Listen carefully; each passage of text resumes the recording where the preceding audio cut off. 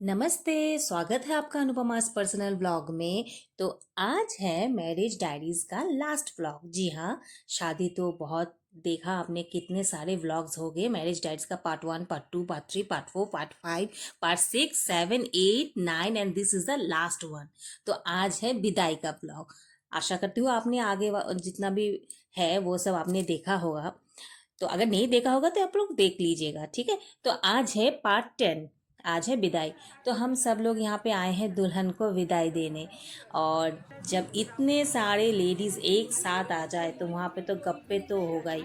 तो हम सब लोग अभी मिलके गप्पे लड़ा रहे हैं और वहाँ पे दुल्हन तैयार हो रही है। तो चलिए देखिए। अरे दाঁড়াও না শান্ত হও দেখছি তো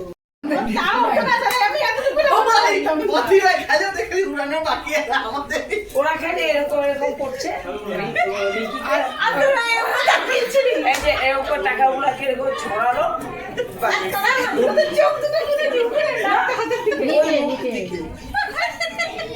ওদিকে তাকাবে হবে নাকি? এটা কোন পজিশনে ওটা ওরা ঘুরানোটা তাকাইছে যখন ঘুরে নিচে পড়তে একটু বাড়ি চলে গেছে শিবিয়া যা আনন্দ হচ্ছে বা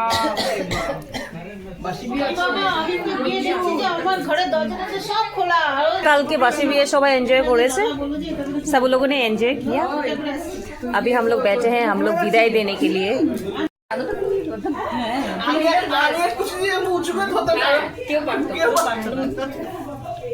আরে কাল তো সুখে আরে এখনো শুরু হয়নি তো প্রোগ্রাম এখনো শুরু হয় না, দাঁড়াও এখন শুরু হবে তারপরে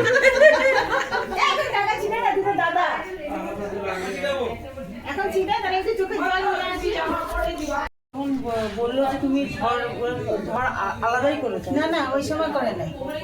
এবার ওকে ও যুদ্ধ করবে না, ও যুদ্ধ করতে কি হয়েছে না, ও বলছে আমি যে দুর্বল, যে দল দুর্বল থাকবো আমি তার হয়ে যুদ্ধ করবো। এবার কৃষ্ণ ঠাকুর বলছে এটা যুদ্ধ, কৃষ্ণ ঠাকুর সব জানতে বলছে যুদ্ধ শুরু হলে তো দুর্যোধনরা যাবে, দুর্যোধন দুর্বল হয়ে গেলে এ তো লুকে যাবে। এ যদি দুর্যোধন হয়ে যুদ্ধ করে অর্জুন জিতবে না। কৃষ্ণ ঠাকুরের অর্জুন কৃষ্ণ ঠাকুর মতো পলিটিক্স কেউ জানে না। তারপরে গিয়ে ও ওই পলিসিটা করেছে, বলছে নাকি তাহলে কি হবে, বলছে নাকি তোমার এটা বিপদ হবে না। কলি যুগে তখন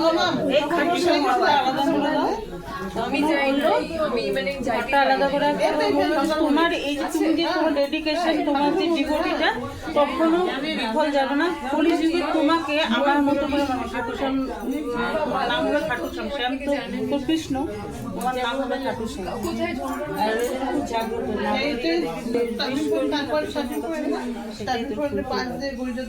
এমনি টোটোওয়ালারা ছিল মিলনপল্লী গোশালাতে দেওয়ার পরে ওখানে বলছিল যে তোমার এখন যা তোমার জীবনে রিয়ালিটি আছে সেটা থাকবে না। মানে আমি বলবো না যে তারপরে আমার সব ভালো হয়েছে, আমার তারপরে সব খারাপই হয়েছে, কিন্তু আমার লাইফে যা রিয়ালিটি ছিল অনেক চেঞ্জ হয়ে গেছে। এটা সত্যি কথা। কোন জায়গায় গো, কোন জায়গা? বৃন্দাবন। তুমি কেউ বলেছিল ওই যখন কি মাটিতে ফেলে না না না, ওকে একজন বলেছে, একজন সাধু বলেছে না তোমাকে, মানে যে তো এটা আমি ভারী একেবারে চিন্তা না, এখন তোমার এত কিসের চিন্তা? সবকিছু লাইফে চিন্তা এখন ওদের। স্মুথ হওয়ার আগে ভগবান তোমাকে একদম মোছড়াই নিবে, নিংড়ায় নিয়ে বার করে তারপরে তোমাকে আর এই জন্য জানো, এই জন্য চিন্তা তোমার কিসের চিন্তা? এই জন্য জানো দেখে এই জন্য অনেক পূজা করে না, এইটাকে ভয়, এই ফেসটাকে ভয় করে।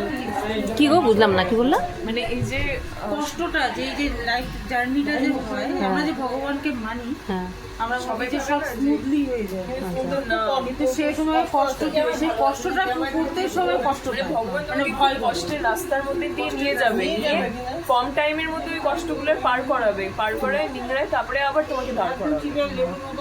হ্যাঁ, মানে আমরা ভাবি না যে আমরা এটা বলেছিল না? হ্যাঁ, কিন্তু মানে এটা বলি নাই যে এত কষ্ট হবে। আমি সত্যি ওখান থেকে আসার পর আমার লাইফে যা শুরু হয়েছে, মানে চলেই যাচ্ছে। বাট হ্যাঁ, আমি ততটাই স্ট্রংও হয়ে গেছি, আর ততটা ইজিলিও আমি ওগুলোর থেকে বারও হয়েছি। মানে যতটা কষ্টের ব্যাপারগুলো ছিল সেগুলো থেকে মানে আমি ভাবতে পারি নাই যে এতটা ইজিলি মানুষ হয় না। দাও না, এটা একটু আমি পড়ি। আমার সেদিকে কেনা খুব সেটা ইচ্ছা ছিল, রাধা জানো? কৃষ্ণ মীরাবাই এদের যুগে তুমি জীবন দেখো, মানে ওনারা তো সব থেকে বড় ভক্ত ছিল। রাধার জীবনে অত মানে খুবই কষ্টের জীবন ছিল। কৃষ্ণ অনেক কষ্ট করেছে, ও সারা জীবন সব জায়গাকে ছেড়ে ছেড়ে এসেছে, ও নিজের বাবা মার কাছে মানুষ হয়নি, উনি তারপরে ছেড়ে আসলো ওর কাকু কাকিমার কাছে মানুষ হয়েছে। তারপরে হচ্ছে ওখান থেকে আবার ওই জায়গাটাও ছেড়ে দিল মহাভারতে হওয়ার জন্য, কারণ ওটার জন্য প্রস্তুত হতে হতো। তার জন্য নিজের যাকে সব থেকে বেশি ভালোবাসতো তাকেই ছেড়ে দিল। মানে আমার ফিল হচ্ছে, আমি চাই না যে আমি বড় হই, আমার মনে হয় যে আমি এখনো টিনেজারই আছি।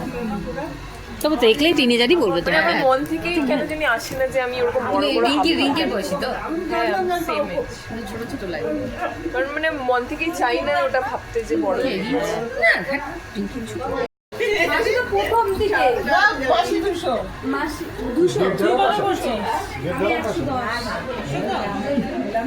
দিয়ে তুমি ঢুকছো, হ্যাঁ ওখানে জমশিলা থাকে, জমশিলার উপরে পা দিয়ে তোমাকে বেরোনোর সময় তুমি ওই দিক দিয়ে আসবে না, তুমি অন্য অন্য গেট দিয়ে আসতে হবে।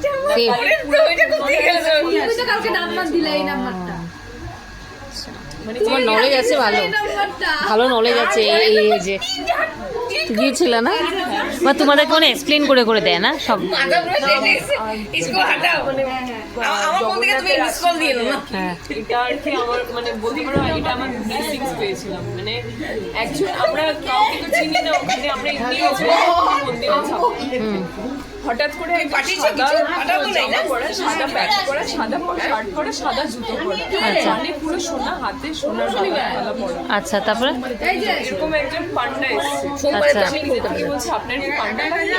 হ্যাঁ আমি বললাম যে এটাই তো যাবে দোকান থেকে আমাকে ঠিক করে আসলে বলছে যে ঠিক আছে আপনি কিসের জন্য আসবে এখন অল্প আবার? কিছু টাকা দিয়েছি দক্ষিণা হিসাবে, আমি আপনাদেরকে পুরো এক্সপ্লেন করে এখন মানে কেন পুরো আসবে তো আমি যাচ্ছি সোমবারে উনি হিন্দিতেই বলছে পুরো এক একটা মন্দির জানুয়ারি, দিয়ে ফেব্রুয়ারি দিয়ে আসবে। দিয়ে পুরো এই মাসে কেন সবকিছু ঠিক আছে বোঝানোর পরে লাস্টে বেশি টাকা মানে ওখানে তো অনেক টাকা নেয় না, আমরা জাস্ট 200 টাকা বার করে দিয়েছি, উনি 200 টাকা নিয়ে চল চলে পরের মাসটা হবে। তুমি ভাবো এরকম একটা জায়গায় এত এক্সপ্লেন করছো, উনি শুধু 200 টাকা নিয়ে চলে গেছে, আর আমরা বুঝেও পাই না। আর মানে উনি ওনার থ্রুতে এত কিছু জানতে পারছে, উনি অনেক কিছু বলছেন, মানে অনেক ধৈর্য নিয়ে অনেক কিছু বলছে। মানে মহালক্ষ্মী মন্দির কেন, মহালক্ষ্মী রাত্রেবেলা আসে, সব কিছু দেখে, সব ঠিক আছে না। খুব সুন্দর পুরী, একটু মিস্টিরিয়াস জায়গা, আর খুব অনেক কিছু রহস্যময় মিস্টিরিয়াস তো ওখানে ওখানে আর কি নাচ মহল আছে, নাচ মহলে ডাবের জলের মধ্যে কর্পূর দিয়ে সুরা বানিয়ে দেওয়া হয় জগন্নাথকে, কিন্তু ওটা নাকি আমরা খেলে ওটা নাকি বিষ, আমাদের শরীরে হজম হবে না। ওটা আর কি শুধু দেবতাই না। আর জগন্নাথের ভোগ কখনো শেষ হয় না। হ্যাঁ ওই অন্নভোগ ভরে গেছে না, মানে এমন একটা জিনিস ছিল, পেট ভরে যায়। আমার মনে হয় পেট মানে মন পেট আর ওখানে তুমি একাদশীতেও ভাত খেতে পারো। আর ওখানে একজন রান্না করার ব্যাপারটা যেটা আছে, সে করছে মানে যে রান্না যে করে কতগুলো ভারী तो अभी विदाई में सब लोग भगवान का नाम ले रहे हैं, भगवान को, हाँ भगवान का नाम ले रहे हैं, भगवान को याद कर रहे हैं। बहुत धाम घूम लिया हमने बैठ के, কত ঠাকুরের আমরা নাম নিলাম এখানে বসে বসে চিন্তা করা যায়। विदाई के दिन तो हम लोग बैठ के यही सब, सबसे ज़्यादा एक्सपीरियंस है ये, जो सबसे छोटी है, बहुत नॉलेज है, बहुत नॉलेज है। थोड़ा थोड़ा जाने লাগেজ বেশি হচ্ছে না আগে কি এত तो हम लोग ये सब डिस्कशन कर रहे हैं बैठ भगवान के, ने सोचा है मुझे जानना है। और वहाँ पे दुल्हन रेडी हो रही है और हम लोग ये डिस्कशन कर रहे हैं। और मेरी बहना तब से ये रजाई के अंदर में है, सब लोग को बोल रही है निकल आओ निकल आओ निकल आओ, लेकिन नहीं, उसको इतना कंफर्टेबल जगह नहीं छोड़ना। इससे भी बहुत नॉलेज है, इसने भी बहुत सारा ज्ञान दिया मुझे। और उधर देखिए यहाँ पे दूल्हा বলছে যে তাহলে আমি আর এত দূর এসে পূজাটা করে এই যদি আরো দেরি হয়। তো যাই হোক আমার কপালে ছিল সেই থ্রুতে একটা ভিজিট করা হয়ে গেল। তারপরে ওখানে একটা ব্রহ্মগিরি পর্বত আছে, ওই পর্বতে উপরে উঠে তোমার হচ্ছে শিবলিঙ্গ আছে, যেখানে হচ্ছে গোদাবরী উৎপত্তি স্থল। ওখানে গেছিলাম, ওটা পুরো ট্রেক করে গেছিলাম, মানে পুরো সারা দিন লাগছিল। হ্যাঁ, ওটা করে করে পাহাড়টাকে পার করা অনেক বড়, মানে উঠতেই ধরো মানে আমাদের 5 ঘন্টা লেগেছে। ওই গোদাবরী উৎপত্তি স্থল। আর ওটা হচ্ছে যে গোদাবরী কুণ্ড আছে, যেখানে আর কি বলে না যে কি বলে নাগ দেবতার কুণ্ড আছে সেই জায়গাটা, ওইখান থেকে ট্রেক করে তোমাকে একদম উপরে বললাম না অনেক কিছু আছে গো, আমরা জানি না। তারপরে হচ্ছে যে তারপরে মানে কিভাবে হয়ে যাচ্ছে আমি দেখতে পাচ্ছি অনেক কিছু দেখার আছে। তারপরে হচ্ছে যেখান থেকে রাবণ হচ্ছে সীতাকে অপহরণ করছিল ওই জায়গাটা আছে। ওটা কোথায়? ওটা হচ্ছে নাসিকে। ফরেস্ট এরিয়া, হ্যাঁ ফরেস্টে। তপবন।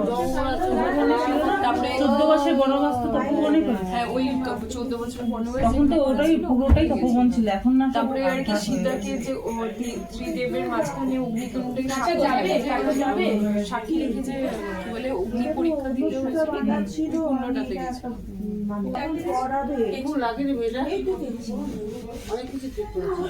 জবের সোর্সে কিন্তু বলে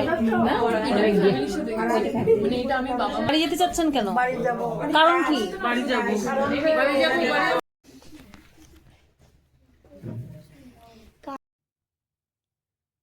फाइनली विदाई का टाइम आ गया और अचानक से ऐसा लगा कि सब कुछ शांत हो गया। बस कुछ पल में सब कुछ शांत।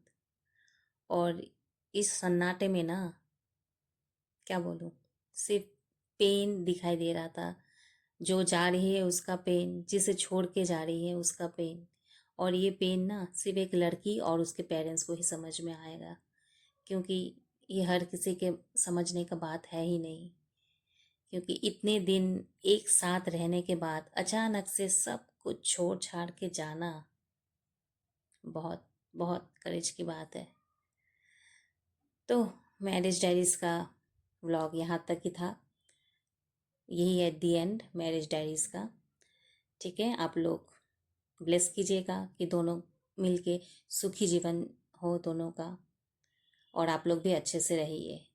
ठीक है, टाटा बाय।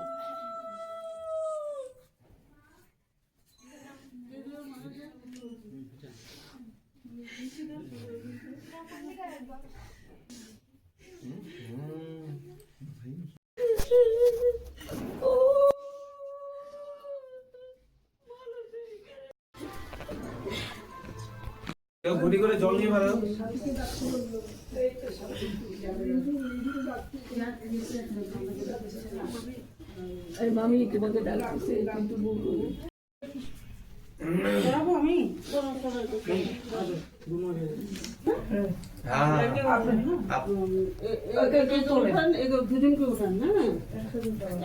दोनों को एक साथ पकड़ लो, दोनों को एक साथ पकड़ लो और खींचो।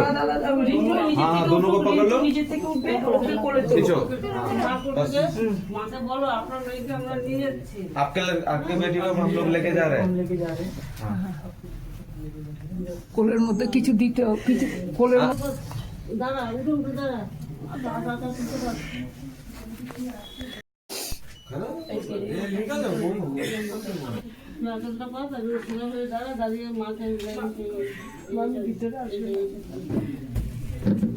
দেখা হতে পারবে, আমি তো ওইখানে যাচ্ছেই। এটা মাথার উপর দিয়ে মাথায় এভাবে সামনের দিকে দাও, মাথার উপর বেশি করে নাও না, বেশি করে নাও। হ্যাঁ দাদি দে, তাদের দিয়ে ঘুরবি না, করবে না। এই, এদিকে বল।